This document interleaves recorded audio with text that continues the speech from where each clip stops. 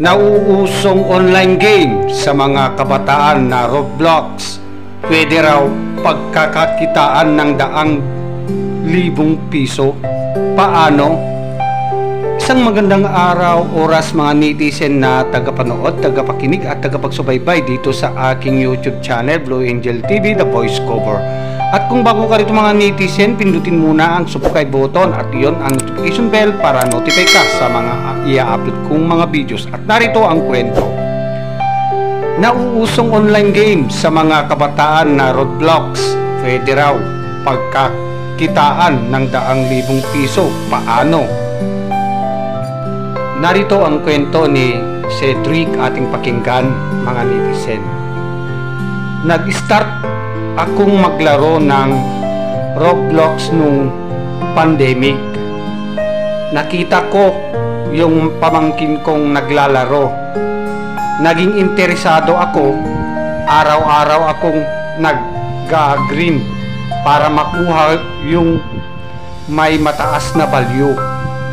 Yung first income ko 300 pesos.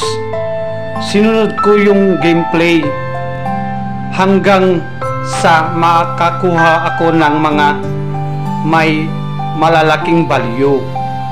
Ngayon nasa 6 digit na ang kinikita ko kada buwan.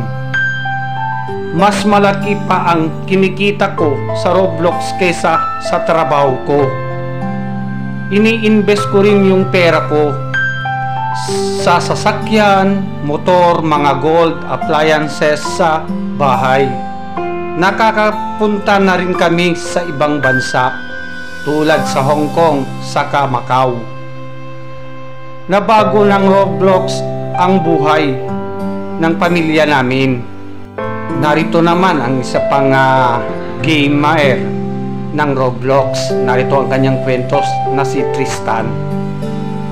Nasa 8 years na po ako naglalaro. Nila live stream ko yung paglalaro ko. Nagkakaroon din ako ng income doon. Noon nasa 500 to 1,000 pesos lang kinikita ko. Ngayon nasa 30,000 to 50,000 pesos na. Nakakatulong na rin ako sa pagbayad namin ng bills. Dati yung buhay namin buhangin lang yung sahig at mababa lang yung bubong. Walang pintura at kisame noon, pero ngayon halos lahat nalagyan na. Nakabili na rin ako ng motor, computer, mamahaling cellphone, pati sasakyan. Ito talaga yung matatawag kong stepping stone para maging successful. Ang nauusong online game na Roblox sa kabataan. Legit nga ba? Sa gustong mapanood ng buong kwento, karagdagang kwento, tumutok lamang po sa KMGS Kapuso Mo Jessica Soho ngayong linggo ng gabi sa GMA August 25, 2024. At kung bago ka rito mga netizen, pindutin muna ang like, share, and don't forget to click the subscribe button. Iyon ang notification bell para notify ka sa mga i-upload kong mga videos. Maraming salamat po. Subscribe na!